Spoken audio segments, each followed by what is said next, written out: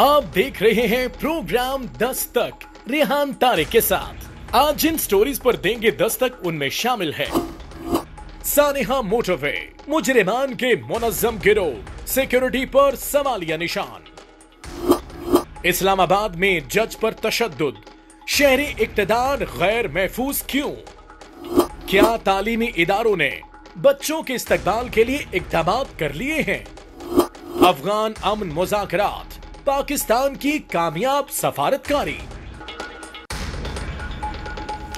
अस्सलाम वालेकुम, मैं हूं रेहान तारिक और आप देख रहे हैं दस्तक। आज सानेहा मोटरवे के हवाले से बड़ी पेशरफ सामने आई है। पुलिस ने दीपालपुर से मुलजिम शफकत को गिरफ्तार किया है, जिसने एतराफ़े जुर्म भी कर लिया है, जबकि मुलजिम का डीएनए भी मैच कर गया है। पंजाब पुलिस के महकमा सीटीडी ने गुज़श्ता रोज गिरफ्तारी देने वाले मुलजिम वकारुल हसन की निशानदेही पर गुज़श्ता रोज ही दीपालपुर में कार्रवाई की थी, जहां से शफकत नामी शख्स को हिरासत में ले लिया गया। इस वक्त शफकत पुलिस की हिरासत में है। मुलजिम शफकत ने दौरान तफ्तीश खातून से ज्यादती का एतराफ भी कर लिया है, जो एक बड़ी बात है। मुलजिम ने एतराफ किया है कि वो और मुलजिम आबिद डकैती की गरज से मोटरवे पर मौजूद थे, जहां उन्होंने एक कार को देखा तो कार की रैकी शुरू की। शफकत ने मजीद बताया है कि वो और आबिद डकैती की गरज से कार के पास गए, जहां उन्होंने पहले से खातून से लूटमार की और फिर जो नीचे जगह मौजूद थी वहां पर खाई में ले गए और खातून को ज्यादती का निशाना बनाया। मुलजिम शफकत का पहले से भी क्रिमिनल रिकॉर्ड मौजूद है और वो डकैती की वारदातों में मुलव्विस रहा है। मुलजिम माजी में भी इज्तिमाई ज्यादती के वाकयात में मुलव्विस रहा है, लेकिन पुलिस के पास मुलजिम का ऐसा कोई रिकॉर्ड नहीं था। इब्तदाई तफ्तीश के मुताबिक मुलजिम शफकत ने आबिद के साथ मिलकर 11 वारदातें की हैं, जबकि मुलजिम शफकत और आबिद पंजाब में मुख्तलिफ गैंग्स के साथ मुंसलिक थे, यानी एक मुनज़्ज़म नेटवर्क है। ज़राए के मुताबिक आबिद पर कुछ अरसा कबल शेखुपुरा फैक्ट्री एरिया में डकैती के दौरान खातून का रेप करने का जो इल्जाम था वो भी सामने आया था। मुलजिम पर उस वक्त ज्यादती का मुकदमा दर्ज नहीं हुआ था, बल्कि पुलिस ने उस वक्त आबिद पर सिर्फ डकैती का मुकदमा दर्ज किया था, क्योंकि केस में मुद्दई ने केस की पैरवी से इनकार कर दिया था। मुलजिमान एक गैंग की सूरत में काम करते हैं। ये गैंग कई सालों से फाल था, गाड़ियों को लूटना इनका मामूल है। अब यहां बहुत सारे सवालात पैदा होते हैं। सवाल ये उठता है कि मुलजिमान अगर एक गैंग की सूरत में कई सालों से मुतहर्रिक थे तो हुकूमत इनके गिर्द घेरा तंग करने में नाकाम क्यों रही? बड़ा बुनियादी सवाल है। मुजरिमान की मुनज़्ज़म गिरोह सिक्योरिटी के लिए जो सवालिया निशान है, सवाल यह भी उठता है कि शहरों के मज़ाफ़ात में इनके महफूज ठिकाने कैसे मौजूद हैं, कैसे सेफ हेवन्स हैं जहां पर ये ऑपरेट करते हैं। इसी हवाले से पकड़े जाने वाले मुलजिम शफकत के आबाई गांव से हमारे नुमाइंदे शाहिद महमूद ने एक रिपोर्ट तैयार की है। वो उनके आबाई गांव में पहुंचे हैं, जहां शहूद रहता है, उसका भाई रहता है, उसके अहले खाना क्या कहते हैं, उसके अहले इलाका क्या कहते हैं। इस हवाले से हमारे रिपोर्टर शाहिद महमूद ने रिपोर्ट तैयार की। सबसे पहले वो आपको दिखाते हैं। लाहौर मोटरवे थाना गुजरपुरा के इलाका में जो ज़्यादती केस के मुलज़म जो है वो दूसरा मुलज़म शफकत जो जिसका नाम है, मैं उस वक्त मौजूद हूँ उसके गांव में, हरुणाबाद के नवाही गांव। हरुणाबाद के जो नवाही गांव 164 है, यहाँ पर उसकी ये नवाही बस्ती है, उसकी जो है ये कॉलोनी है। यहाँ के इस वक्त मौजूद हूँ मैं। मेरा अगर कैमरा मैन दिखा सके तो ये पीछे जो है उसका ये घर है, जहाँ पर ये लोग रहते थे, रिहाइश पजीर थे।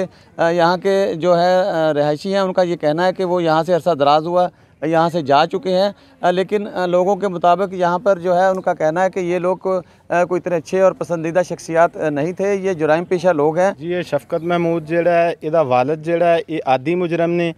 ਇਹਦਾ ਵਾਲਿਦ ਜਿਹੜਾ ਉਹਨੂੰ ਬਾਰਡਰ ਕ੍ਰਾਸ ਦੇ ਜੁਰਮ ਵਿੱਚ 10 ਸਾਲ ਸਜ਼ਾ ਹੋਈ ਸੀ। ਇਹਦਾ ਚਾਚਾ ਜਿਹੜਾ ਉਹ ਵੀ ਮਸਲਨ ਅੱਛਾ ਨਹੀਂ, ਉਹਨਾਂ ਦਾ ਵੀ ਕੈਰੀਅਰ ਇਹ ਹੀ ਹੈ ਕਿ ਉਹ ਡਕੈਤੀ ਚੋਰੀ ਦੀਆਂ ਵਾਰਦਾਤਾਂ 'ਚ ਮੁਲਵਸ ਨੇ। शफकत ਜਿਹੜਾ ਇਹ भी नामिनेट चोर है। जी, यहाँ के रहायशी हैं और यहाँ पर और भी दीगर लोग हैं। उनका भी यही कहना है कि शफकत और इसकी फ़ैमिली, इसका वालिद और दीगर जो रिश्तेदार भाई हैं वो भी जुराइम पेशा लोग हैं। सानेहा मोटरवे ज्यादती केस के मुलजिम शफकत के घर के बाहर शाहिद महमूद मौजूद थे और आपने देखा है कि शफकत इससे पहले भी इस तरह की कार्रवाइयों में मुलव्विस रहा है और अहले इलाका का इस हवाले से क्या मौक़िफ़ है। शफकत के भाई यानी उसके जो अहलो अयाल हैं, घर बार के लोग हैं, उनके ऊपर भी इस तरह के बहुत सारे खदशात मौजूद हैं। ऐसी ही सूरत हाल माजी में भी रही है। शफकत के भाई बाबर के घर के बाहर शाहिद पहुंचे, वहां पर भी कुछ लोगों से बात की और वो किस तरह अपने गम बताते हुए आप दीदा हो गए, जरा उसकी एक झलक भी आपको दिखाते हैं।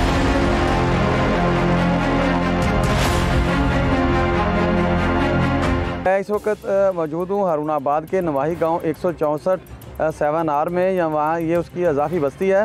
यहाँ पर हम मौजूद हैं जो लाहौर मोटरवे सानेहा के मुलज़म शफकत के भाई जो दूसरा बाबर के जुल्म से जो सताए हुए लोग हैं, डकैती की वारदात की एक बेवा खातून है नरगिस बीबी।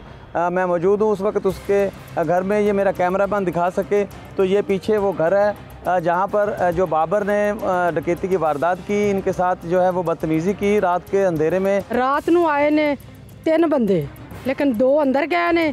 इन्होंने मेरे नाल बाबर ने बड़ी बुरी की है। माई बाप मेरा बुढ़ा सी, उन्होंने इन्होंने मारिया, 60,000 रुपया खो के लैके चले गए।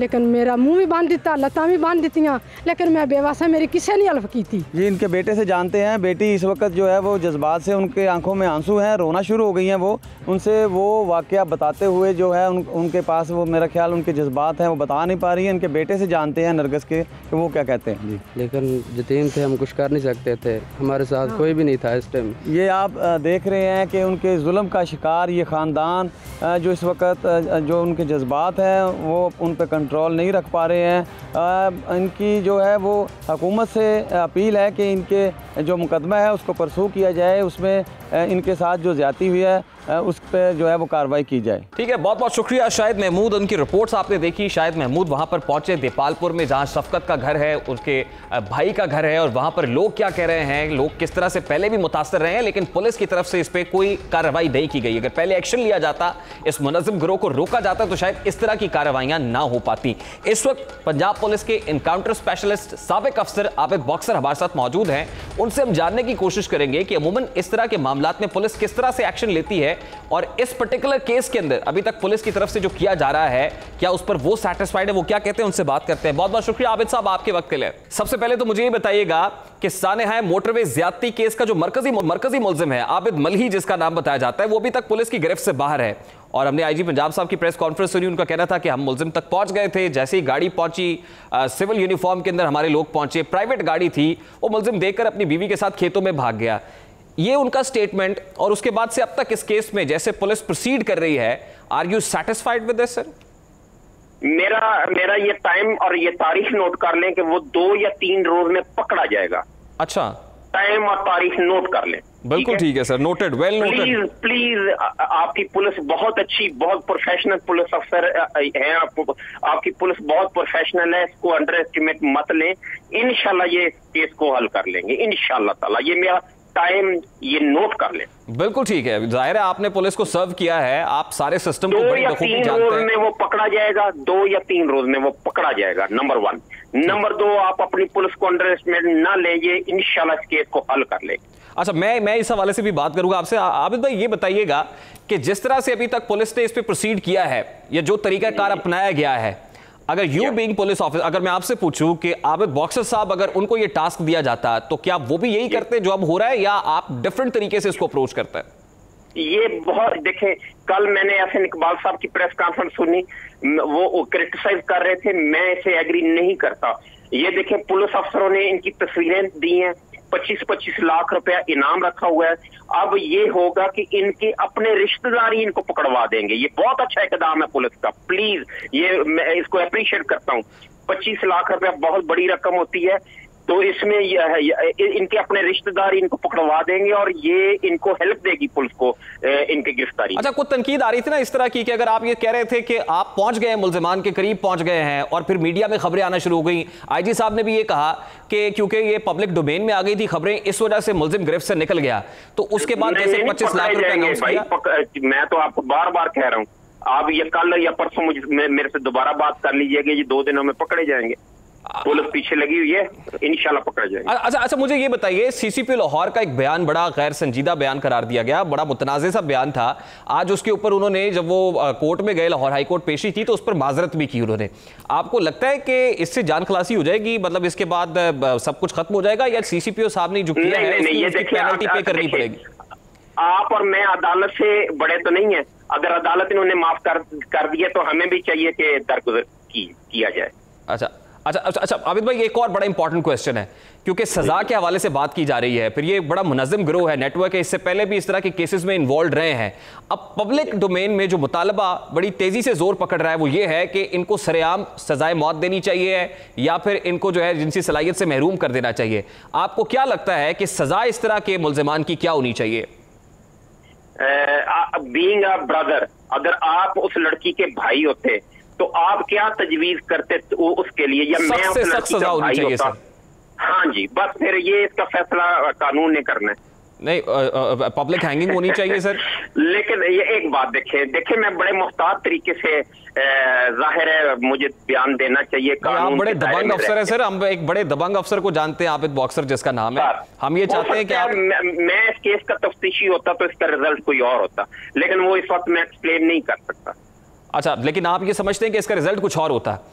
क्योंकि आज कोर्ट में ये भी कहा गया कि मावराए अदालत पुलिस कोई काम नहीं करेगी, एनकाउंटर नहीं, वो होना भी नहीं चाहिए भाई, वो होना भी नहीं चाहिए, जाली पुलिस मुकाबला होना ही नहीं चाहिए, मैं तो अब भी कह रहा हूँ। अच्छा, उस मुल्जिम को जिनसी सलाहियत से महरूम कर देना चाहिए या फांसी देनी चाहिए? नहीं, ये मैं ऐसा कोई बयान नहीं दे सकता गैर संजीदा कि ये होना चाहिए, मैं कोई गैर संजीदा बयान नहीं दे सकता। अच्छा, मुझे ये बताएं सर कि पंजाब पुलिस बड़ी रिस्पॉन्सिबल फोर्स है, जैसे आप कह रहे हो, पकड़ लेंगे।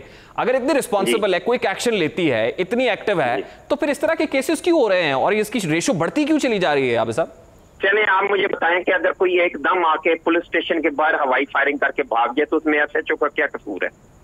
नहीं सर, लेकिन इसका मतलब है कि वो रोक और दबदबा नहीं है कि मुल्ज़िमान पे। असल इशू ये होता है कि मुल्ज़िमान को पकड़ा जाना चाहिए और ये पकड़ लेंगे इंशाल्लाह ताला। ठीक है, बहुत बहुत शुक्रिया आबिद साहब आपका। पंजाब पुलिस के साबिक अफसर, एनकाउंटर स्पेशलिस्ट आबिद बॉक्सर हमारे साथ मौजूद थे। गुफ्तगू आपने सुनी। आज साने मोटरवे पर कौमी असम्बली और लाहौर हाई कोर्ट में भी बहस हुई है।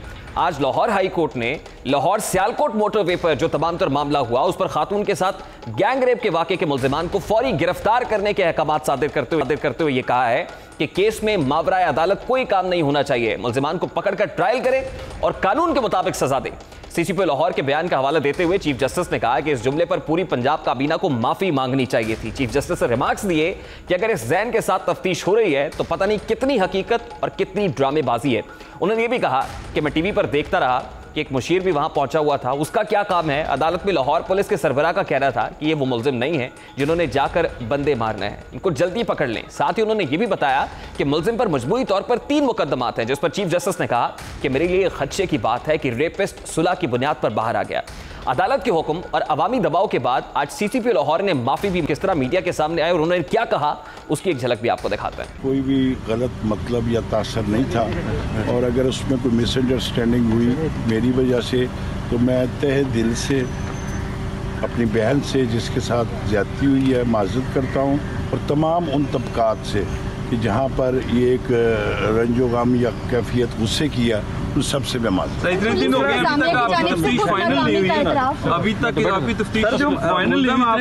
इस वाक़े को 4 रोज गुजर गए हैं जब सीसीपी लाहौर ने वो गैर संजीदा बयान दिया था। बहुत देर की मेहरबा आते कौमी असम्बली के इजलास में हुकूमत और अपोजिशन दोनों की तजवीज़ पर मामूल की कार्रवाई मुअत्तल करके Lahore Sialkot motorway gang rape case पर बहस का फैसला किया गया। कौमी असम्बली में मोटरवे ज्यादती केस पर बहस की बजाय हुकूमत और अपोजिशन की एक दूसरे पर तनकीद जारी रही। अपोजिशन लीडर शहबाज शरीफ ने इल्जाम आयद किया कि वजीर आजम हर वाक़े पर गायब हो जाते हैं, जबकि वजीर मवासलात मुराद सईद ने कहा कि मोटरवे वाक़े का मैं भी उतना ही जिम्मेदार हूं जितना कि आम मर्द है। इस हवाले से जो गर्मा गर्मी देखने को मिली, अपोजिशन रहे थे मुराद सईद ने कैसे जवाब भी वार किया, सबसे पहले उसकी झलक आपको दिखाते हैं। इमरान खान न्याजी गला फाड़ कर सियासी पॉलिटिकल पॉइंट स्कोरिंग कर रहे थे। इस वाक़े के ऊपर मुकम्मल तौर पर गायब, खामोश, एक लफ्ज नहीं कहा।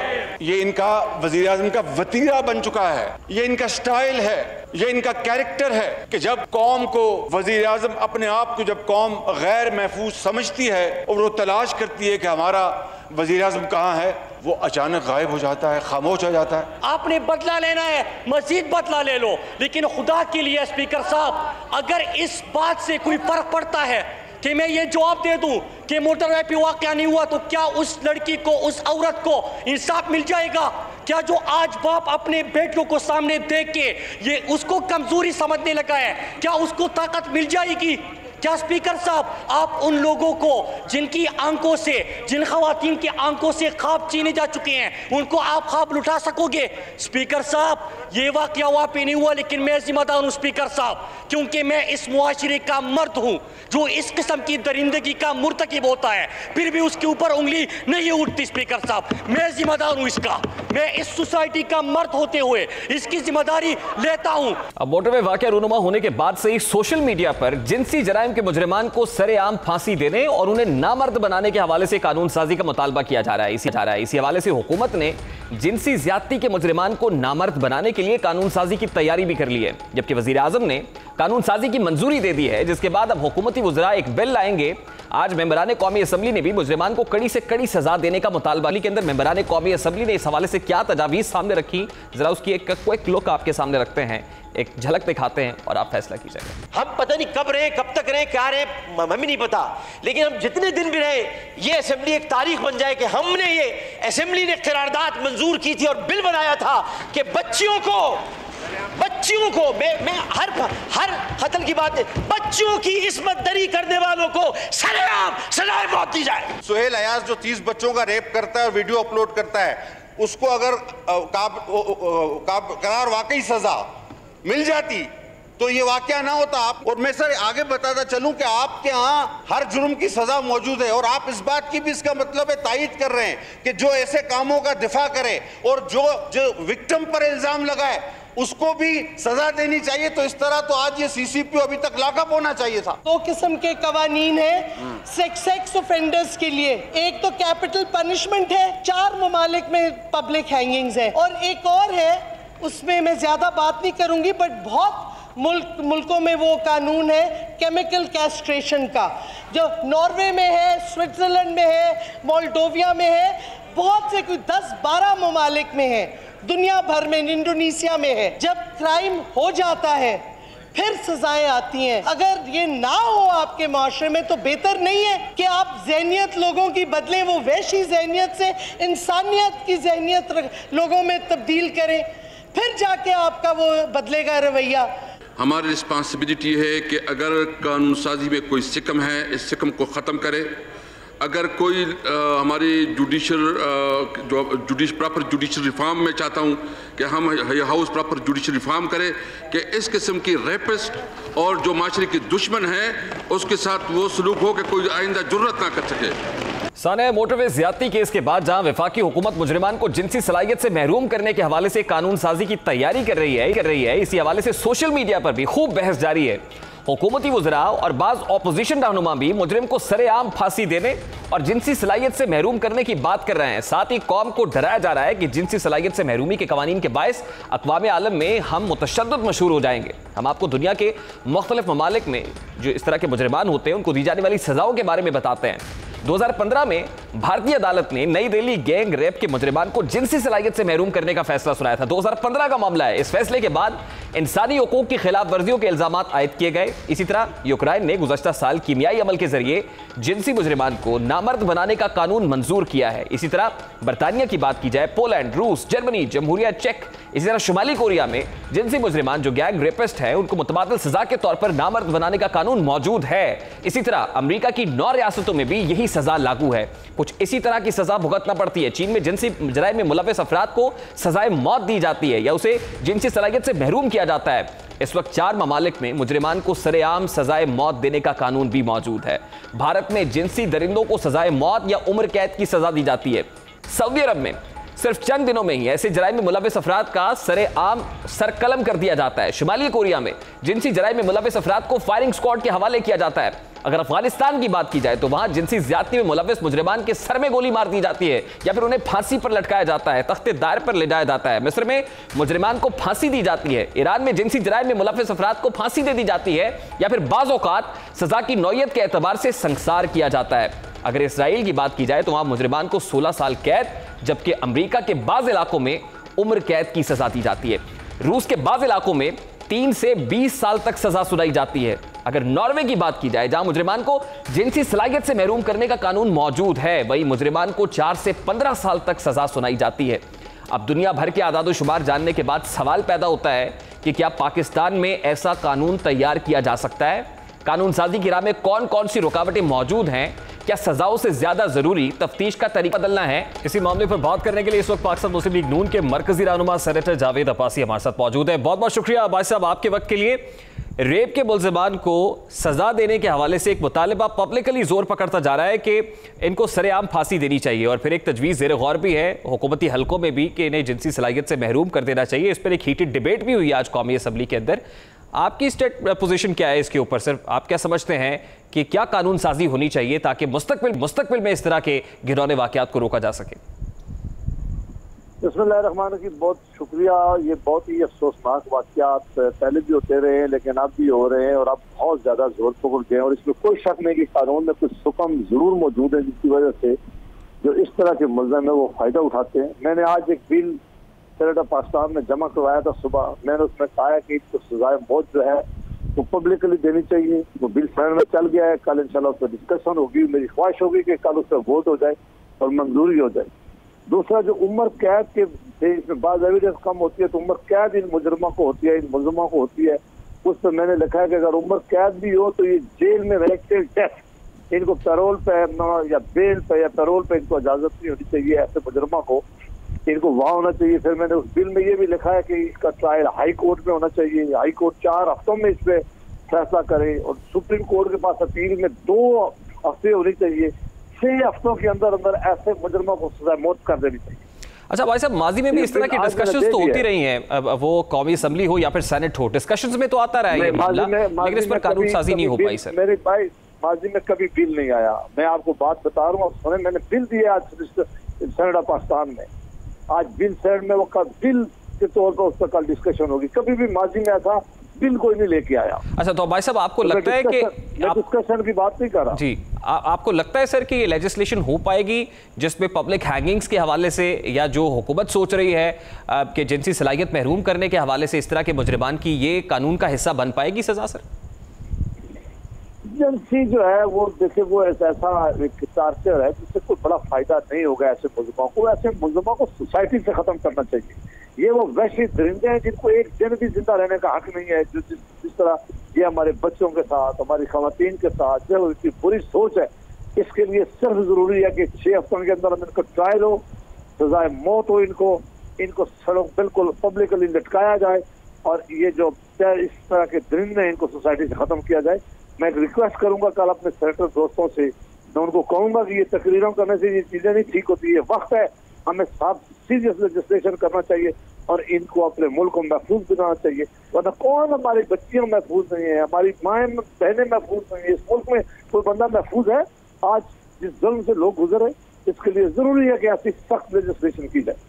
अच्छा भाई साहब, दूसरी तरफ इसका जो रद्द दलील दिया जाता है कि हम मुतशद्दिद मुल्क के हैसियत से, मुतशद्दिद कौम के हवाले से बैनुल अक़वामी मंजरनामे पर जाने जाएंगे, तो जो रद्द दलील इसका दिया जाता है इसको आप कैसे काउंटर करेंगे इस पर्सपेक्टिव में? ये खोखले नरे हैं, ये बिल्कुल गलत नरे हैं। ये वो नरे लगाते हैं जो NGO के कहने पे होते हैं। दुनिया सारी में इस तरह के जराइम मुजरमा को कोई छोड़ता नहीं है। ये वो दरिंदे हैं जो दरिंदों से भी बुरे लोग हैं। इनके लिए कोई ये ह्यूमन राइट्स का कोई राइट्स नहीं रखते जो ये चीजें जो हरकतें करते हैं। लिहाजा इनके लिए एक ही जुर्म है कि इनको सजाए मौत हो, पब्लिकली हो, ताकि दूसरे लोग सबक सीख सकें। बिल्कुल ठीक है, बहुत बहुत शुक्रिया भाई साहब आपके वक्त के लिए। पाकिस्तान मुस्लिम लीग नून के रहनुमा सेनेटर जावेद अब्बासी हमारे साथ मौजूद थे और वो कह रहे थे कि सख्त सजा देनी चाहिए इस तरह के मुजरमान को, और इस हवाले से उन्होंने सेनेट में बिल भी पेश किया है और दीगर सेनेटर्स से भी गुजारिश कर रहे हैं कि इसको सपोर्ट करें ताकि कानून का हिस्सा बन सके। भी एक ब्रेक लेंगे और ब्रेक के बाद जब वापस आएंगे तो बात करेंगे कि वफाकी दारुल हुकूमत गैर महफूज क्यों होता चला जा रहा है। वफाकी दारुल हुकूमत के अंदर ये जो क्राइम रेट बढ़ रहा है और फिर हालिया वाकया पेश आया है कि एडिशनल सेशन जज और एक MPA के खाविंद के दरमियान जो हुआ है, इस मामले को उठाएंगे इस ब्रेक के बाद। हमारे साथ रहिए।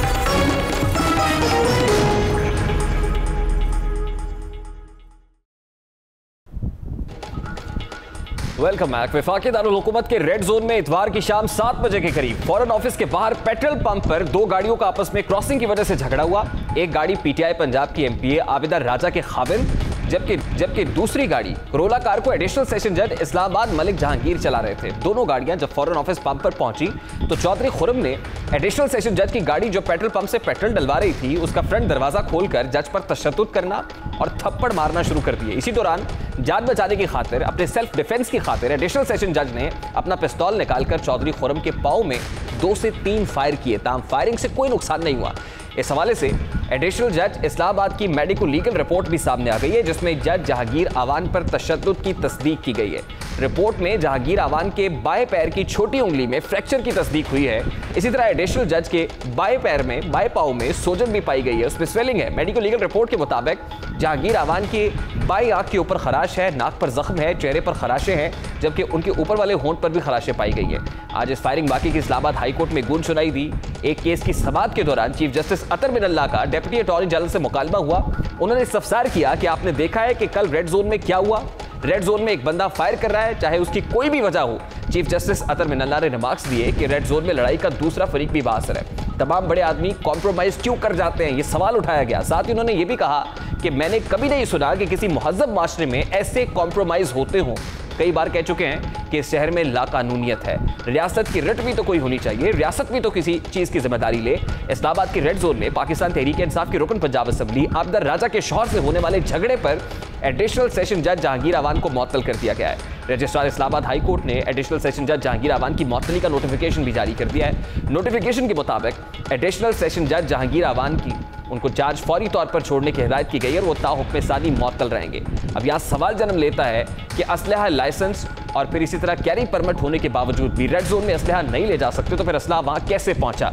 ये सिर्फ रेड जोन का मामला नहीं है, बल्कि शहर इक़्तिदार में अमन व अमान की सूरत हाल इंतहाई नगुफ्ता बह है, इंतहाई तशवीशनाक है। सिर्फ गुज़श्ता एक हफ्ते के दौरान एक शहर में मजालिम का जायजा लिया जाए तो शहर में डकैती, गाड़ियाँ छीनने के वाक़यात, अगवा और अगवा बराए तावान, डकैती और राजधानी के वाक़यात में बेपनाह इजाफा देखा गया है। डेली बिजनेस रिकॉर्डर की रिपोर्ट के मुताबिक गुज़श्ता हफ्ते के दौरान शहर में मोटरसाइकिलों समेत 14 गाड़ियाँ छीनने के वाक़यात रिपोर्ट हुए हैं। इसी असना के दौरान शहर में डकैती की भी 11 वारदातें हुई हैं, जो कोई यकीनन हौसला अफजा बात नहीं है, अच्छी बात नहीं है। अब ये क्या मामला है, इस तमाम तर मामले पर बात करने के लिए इस वक्त पाकिस्तान तहरीक इंसाफ की MPA आबिदा राजा मौजूद हैं। बहुत बहुत शुक्रिया आबिदा साहब आपके वक्त के लिए। कल वफाकी दारुल हुकूमत के रेड जोन में एक बड़ा ही नाखुशगवार वाकया पेश आया और हमने देखा कि जो आपके हस्बैंड हैं चौधरी खुर्रम साहब, वो अपनी गाड़ी से निकलते हैं एक पेट्रोल पंप के ऊपर, क्योंकि CCTV फुटेज में बड़े वाज़ेह तौर पर देखा जा सकता है, और जो एक सिटिंग जज हैं उनको ना सिर्फ गाड़ी में तशद्दुद का निशाना बनाते हैं बल्कि उनको गाड़ी से निकालते हैं, उनका पाँव फ्रैक्चर हो जाता है और इसी सिलसिले में उन पर FIR का इंदराज भी हुआ है। आबिदा साहबा, मैं सबसे पहला और बुनियादी सवाल, सादा सवाल आपसे ये है कि ऐसा हुआ क्या कि इतने मुश्तइल हो गए चौधरी खुर्रम साहब और एक सिटिंग जज जो है उनको ज़दोकोब किया और पाँव भी फ्रैक्चर हो गया? मैं सबसे पहले आपको ये बात बताना चाहती हूँ कि एक तो रात से कल से मेरा नाम लिया जा रहा है। पहली बात तो ये कि मैं घर के अंदर थी, मैं गाड़ी में नहीं थी, मुझे इस वाक़े का पता ही नहीं है। और जिस तरह से रोज़ाना की बुनियाद पे वाक़यात होते हैं, मेरे हस्बैंड जा रहे थे, उनकी गाड़ी थी पीछे, आगे जज साहब की गाड़ी थी और बिल्कुल दोनों एक दूसरे को नहीं जानते थे कि वो कौन है ये कौन है। इन्होंने आई थिंक जो इन्होंने मुझे बताया कि डिम्पर दिया और उन्होंने जज साहब ने आगे से कोई गंदा किस्म का इशारा किया और गाली दी और फिर उसके बाद वो आगे चले गए और गाड़ी उन्होंने जाके पेट्रोल पंप पे खड़ी की और बकौल इनके मेरे हस्बैंड के कि मैं नीचे उतरा। मैंने नीचे उतर के पूछना चाहा कि तुमने गाली क्यों दी है और इशारा क्यों किया इस तरह का। वो इशारे वाली बात जो आप कर रही हैं, उसके बाद फौरी तौर पे 15 पे कॉल करनी चाहिए थी आपके हस्बैंड को, चौधरी खुर्रम साहब को, और पुलिस को डिसाइड करने देते कि वो आके एक्शन लेते, ना कि ये कि खुद निकलते और अदालत लगा लेते वहां पे। जी बिल्कुल, मैंने उनसे यही बात की कि आप खुद क्यों उतरे, और उन्होंने कहा कि जब मैंने गाड़ी देखी पेट्रोल पंप पे खड़ी होगी तो मैंने सोचा कि मैं इनसे पूछ लूं कि आपने ऐसा क्यों किया। ऐसी तो कोई बात थी नहीं कि आप मुझे गाली आगे से दें और इशारे करें। तो वो कहते हैं कि मैं पूछने के लिए जैसे ही नीचे उतरा तो उन्होंने पिस्टल निकाल के फायर करना शुरू कर दिया। वो CCTV फुटेज में देखा जा रहा है कि उन्होंने पूछा नहीं है, उन्होंने तो बाकायदा गिरबान पकड़ा है, गाड़ी में बैठे हुए हैं भी जज साहब, और उन्होंने वहां पे ही जो है ना वो 2-4 लगाना शुरू कर दिए और उसके बाद गाड़ी से उतारा है और फिर से मौजूद नहीं थी। मैं वहाँ पे मौजूद नहीं थी, ठीक है, आप जो कह रहे हैं वो सही कह रहे होंगे, लेकिन जो मेरे हस्बैंड ने मुझे बताया वो मैं आपको बता रही हूँ क्योंकि मैं तो वहाँ मौजूद नहीं थी। मैं भी उसको उसी तरह से देख रही हूँ, लेकिन हमें CCTV फुटेज में जो दिखाई दे रहा है, मैं तो उन एविडेंसेस की बेस पे आपसे कह रहा हूँ। अच्छा आबिदा साहब, आप ये है वो गाड़ी से बकौल मेरे हस्बैंड की वो गाड़ी से नीचे उतरे उनसे पूछने के लिए, वो कहते मैं अभी जा ही रहा था उनके करीब ही तो उसने पिस्टल निकाला हुआ था गाड़ी के अंदर। नहीं निकल रहे थे, वो कहते मेरे साथ अच्छा नहीं हुआ। जज साहब की टांग फ्रैक्चर है, उन्हें चोटें आई हैं, मेडिकल लीगल में ये साबित हो रहा है। इसके बाद कोई फ्रैक्चर नहीं है, कोई फ्रैक्चर नहीं है। मैं आपको कलमा पढ़ के कह रही हूँ, मेरी बात सुने, ला इलाहा इल्लल्लाह मुहम्मद रसूलुल्लाह। मैं हॉस्पिटल में गई, जब मुझे ये पता चला कि जज साहब का मेडिकल हो रहा है, मैंने जाके देखा वहाँ पे, मैं देखने के लिए गई, जज साहब को ये ला रहे थे, वो जो व्हील चेयर होती है उसके ऊपर SHO ने और साथ 2-4 और बंदे थे, वो ला रहे थे। उनको नहीं पता था मैं कौन हूँ, मैं जज साहब के पीछे खड़ी थी। जज साहब उठ के खड़े होके सीधे चलने लग पड़े। क्योंकि इसका मतलब है कि इस तमाम मामले को आपने बड़ी करीब से देखा है, मुझे देख आप इसको विटनेस कर रही हैं। जज साहब आप बैठ जाएं, आप बैठ जाएं। इसका मतलब तो ये है कि आपको अपने इदारों के ऊपर एतमाद होना चाहिए, रूल ऑफ लॉ पे यकीन होना चाहिए, और आपको चाहिए कि चौधरी खुर्रम साहब जो प्रोसीजर है उसको फॉलो करें और अपने आप को सरेंडर करें पुलिस के सामने। सब कुछ हो जाएगा। मैंने आपको यही कहा है कि हम बिल्कुल राब्ता कर रहे हैं। मैं अभी रात को तो हमें पता चला ये 7-7:30 बजे तक तो मैं थाने के अंदर थी कि सुलह हो रही है, हमें पता ही नहीं है। बेल हो जाएगी। ठीक है, बहुत बहुत शुक्रिया आबिदा राजा साहब आपके वक्त के लिए। पाकिस्तान तहरीक इंसाफ की MP आबिदा राजा हमारे साथ मौजूद थी। गुफ्तगू आपने जरिए एक ब्रेक लेंगे, जिसके बाद बात करेंगे कि क्या वालिदैन बच्चों को तालीमी इदारों में भेजने के लिए तैयार हैं। स्कूल्स ओपन हो रहे हैं, लेकिन क्या पेरेंट्स तैयार है? इस पर बात होगी इस ब्रेक के बाद हमारे साथ।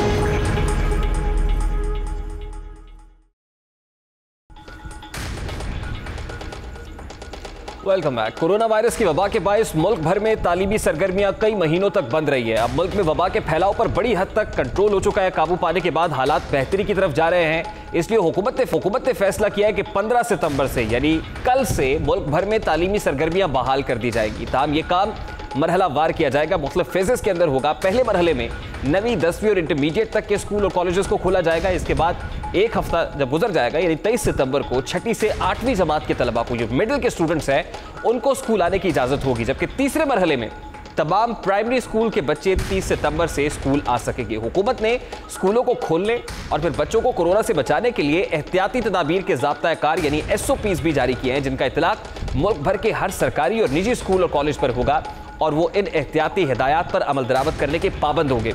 अगर सरकारी तालीमी इदारों की बात की जाए तो उन्हें तमाम अखराजात अपने बजट से करने के अहकाम दिए गए, जबकि बेशतर तालीमी इदारे फंड्स ना होने के बायस कई माह से बिजली के बिल्स तक अदा नहीं कर सके। इसी तरह सरकारी तालीमी इदारों में गुर्बत के बायस हज़ारों तलबा और तालिबात से फीस नहीं ली जाती और गरीब घराने के बच्चे किस तरह रोजाना कम अज़ कम 20 रुपए का मास्क खरीद सकेंगे, ये भी बड़ा हम सवाल है।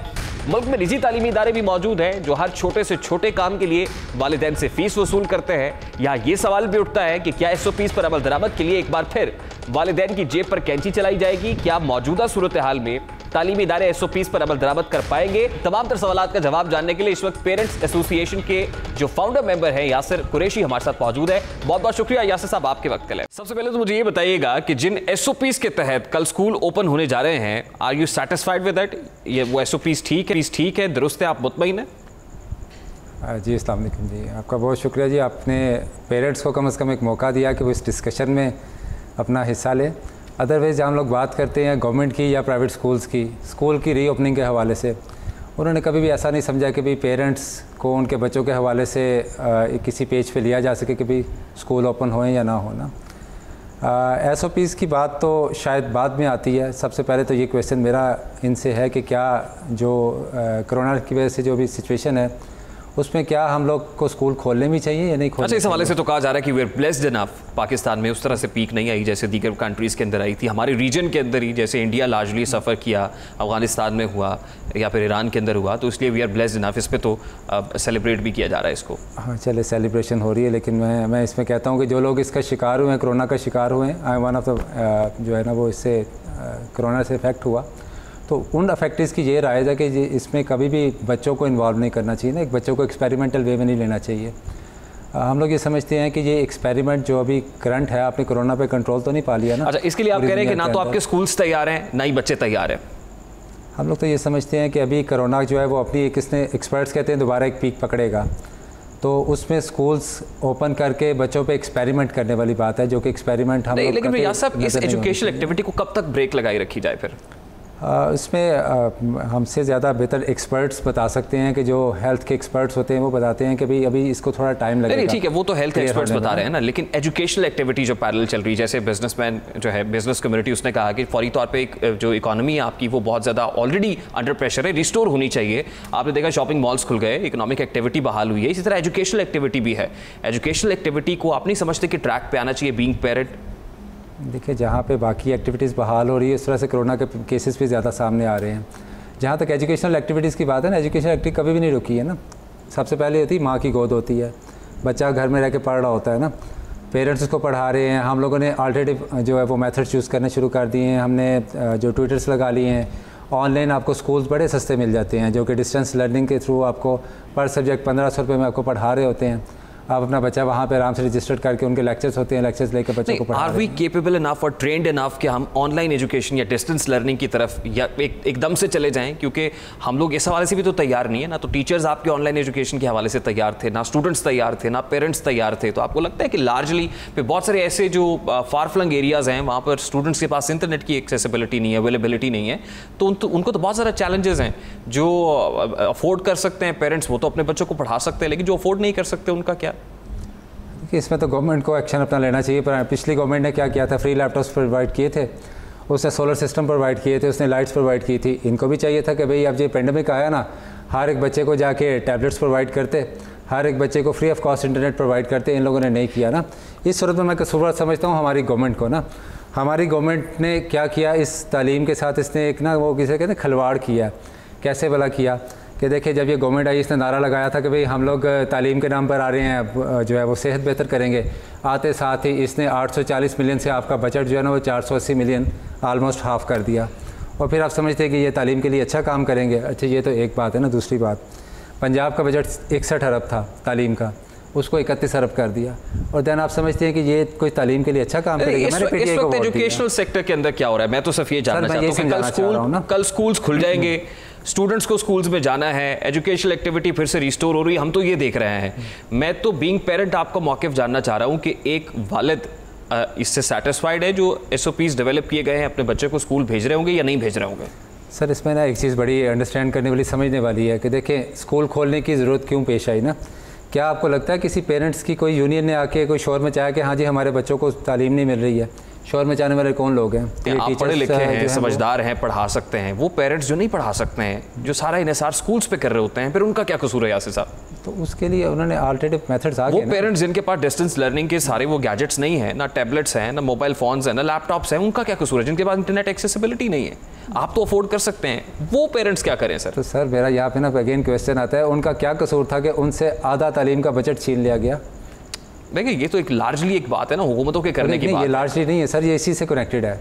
आप इस हुकूमत के सर देखें, आप इस हुकूमत से समझते हैं कि ये कुछ अच्छा काम करने जा रही है। नहीं, अगर ये अच्छा काम करने जा रहे होते तो उनको चाहिए था कि पेरेंट्स को अंदर शामिल करते, पेरेंट्स की विल के मुताबिक जिस तरह वो पेरेंट्स के साथ बैठ के अच्छी SOPs अगर ड्रा कर सकते थे करते, और जो पेरेंट्स को फैसिलिटेट करते। पिछली 5-6 माह की फोर्स ही कर रहा हूं ना सर, मैं ये फोर्स ही कर रहा हूं कि जो पेरेंट्स पढ़े लिखे हैं, जो अफोर्ड कर सकते हैं, वो अपने बच्चों को स्कूल नहीं भेजेंगे। जो पेरेंट्स पढ़े लिखे नहीं है, अफोर्ड नहीं कर सकते हैं, उनकी मजबूरी है कि वो बच्चों को स्कूल में भेजेंगे और डिवाइडेड हो जाएंगे इस पर भी, पेरेंट्स भी और बच्चे भी। ये फोर्स ही मैं कर रहा हूँ। आप एग्री करते हैं इस बात से? हाँ डेफिनेटली ऐसा होगा ना। देखिए जिसको जो इस बारे अवेयर है ना कि भाई SOPs पे कैसे अमल दरामद करना है, वो लोग अपने बच्चे, आप भी देखते हैं इस माशरे में हम लोग कहते हैं कुछ तो डिवाइड हो जाएगी। कुछ लोग जो है वो SOPs पे अमल करते हैं, कुछ लोग नहीं। फिर इसका मतलब है ये दो नहीं, एक पाकिस्तान तो नहीं रहेगा, फिर ये दो पाकिस्तान रहेंगे। तो सर उसमें इन टर्म्स ऑफ एजुकेशन जो 70 सालों से चल रहा है, ठीक है, जिस मेंटालिटी को हम लेकर चल रहे हैं ना, निसाब को रिवाइज कर। ठीक है, बहुत बहुत शुक्रिया यासिर कुरैशी साहब आपके वक्त के लिए। पेरेंट्स एसोसिएशन के फाउंडर मेंबर यासिर कुरैशी हमारे साथ मौजूद थे। गुफ्तगू आपने सुनी, यहाँ एक ब्रेक लेंगे जिसके बाद बात करेंगे पेट्रोलियम मसनूआत की कीमतों में मुमकिन इजाफे से मुताल्लिक। अब की बार पेट्रोलियम मसनूआत की कीमतों में कितना इजाफा होने जा रहा है, बात होगी इस ब्रेक के बाद हमारे साथ।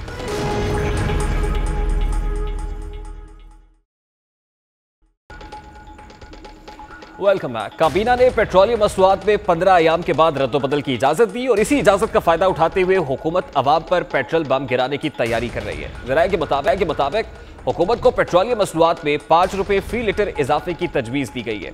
इस समरी के मुताबिक पेट्रोल की कीमत में 3 रुपए 75 पैसे फी लीटर, डीजल की कीमत में 4 रुपए 55 पैसे फी लीटर इजाफे की तजवीज़ है। इस समरी की मंजूरी वज़ीर-ए-आज़म की मुशावरत से वज़ारत ख़ज़ाना देगी। लेकिन सवाल ये पैदा होता है कि पेट्रोल की कीमतों में इजाफे की वजूहात क्या है। इस वक्त आलमी मंडी में पेट्रोल की कीमतें $39 फी बैरल है, लेकिन हुकूमत ने $44 फी बैरल पेट्रोल खरीदा है, जिसकी वजह से कीमतें बढ़ाने का फैसला किया गया है। लेकिन मीर रियासत पेट्रोलियम लीवी में कमी करके आवाम को रिलीफ दिया जा सकता है, जबकि मौजूदा कीमतों में इस्तेहकाम भी अवामी मफाद में है। मगर आपकी काबीना तो आवाम की जेबों पर कैंची चलाने में माहिर है। ज़रूरत इस अमर की है कि आवाम की जेबों पर कैंची चलाने की बजाय आम आदमी को रिलीफ देने की कोशिश की जाए कि मीर रियासत पेट्रोलियम मसनूआत की कीमतों में इजाफे की समरी को रद्द करते हैं, मुस्तरद करते हैं अवामी मफाद के अंदर, या फिर इसकी तौसीक की जाती है। ये फैसला मीर रियासत ने करना है। ये तो था आज का दस्तक। आपसे मुलाकात होगी इंशाअल्लाह कल। अपना रखिएगा ख्याल।